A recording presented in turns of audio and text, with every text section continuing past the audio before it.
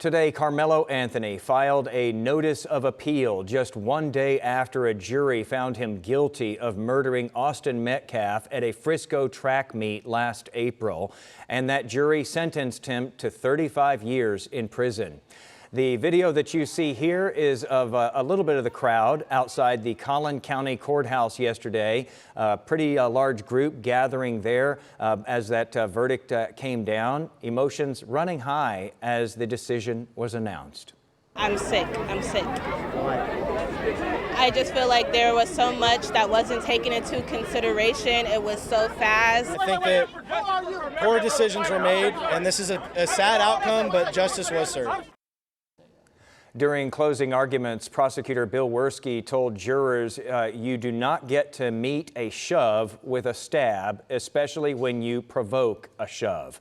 Less than 3 hours later, that jury found Anthony guilty of murder. This is Karmelo Anthony's new mugshot. Today was the 19-year-old's first full day in jail after being taken back into custody following the trial yesterday. Our reporter Jobin Puniker was in the courtroom. He says Anthony cried at the defense table when he heard the verdict. During the sentencing phase, Anthony's mother told jurors that her son is sorry for what happened, and she asked the panel to have mercy on her son.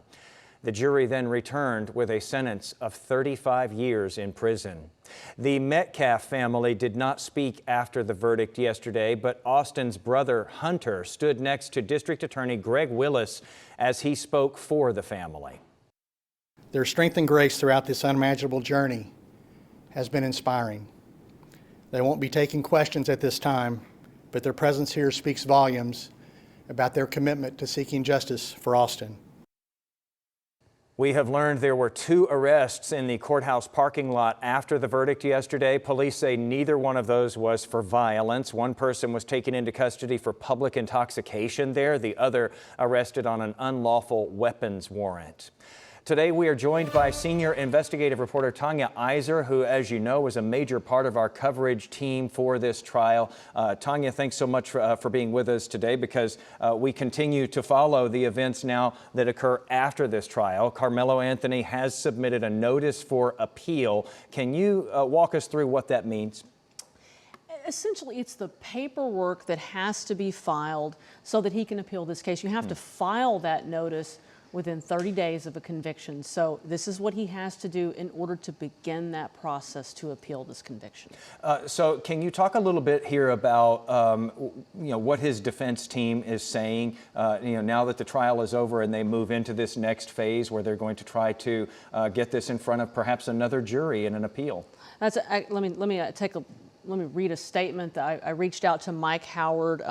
He is the attorney, the lead attorney for Karmelo Anthony, and he sent me a statement. He said, after the conclusion of the trial yesterday, we gave the court our official notice that Karmelo Anthony is filing an appeal. We believe there are several important issues for the appellate courts to consider. An appeal is the next part of the legal process and a right afforded to every American. So, Tanya, in a case like this, and you have to have a grounds for appeal. Like, you can't just say, I'm appealing this. You give a reason for why you're appealing it. You've been speaking with at least some of the legal experts that we've had who've been helping us through this trial with a lot of analysis. Any ideas on what the defense team may center in on? We haven't heard of anything definitive yet. Okay, so let me start with this. First of all, a judge will end up appointing an appellate attorney. And think of an appeal as an audit of the entire process, from jury selection to everything, the decisions made by the judges, the decisions made by the attorneys. All of that's going to come into play. But I think one of the things we sense we get is that one of the things that will come into play is jury selection. There were 3 black potential jurors that were struck. The prosecution offered their reason for why that was. There was some controversy over that. And the sense we get from experts is that will be one of the things that will be looked at heavily. And that's something that we will probably see play out in the weeks ahead. There's a limited time for them to file this appeal, and so we should get more information in the not too distant future on this. Well, there was a limited time to file that notice of Got appeal. it. Now, Okay. I am not going to claim to be an appellate expert or an appellate attorney. There are deadlines, and you know, I would expect, now the appeals process often takes that plays out often over years. Okay, so this is something we're going to have to keep watching for a very long time. Can we talk a little bit about this before I let you go? We touched on it yesterday, the speediness of this trial. Not only of the trial itself, I mean, jury selection moved very quickly for the pool that they started with of like 600 potential jurors. That went fast. The trial itself just went by like that. And then deliberations yesterday did not take long. It was shocking. I fully expected this trial to take 2 weeks. And so I think that there's a lot of questions left really in the court of public opinion, right? I think one of the difficulties of this trial, people expect live streaming of trials. This trial was not live streamed, right?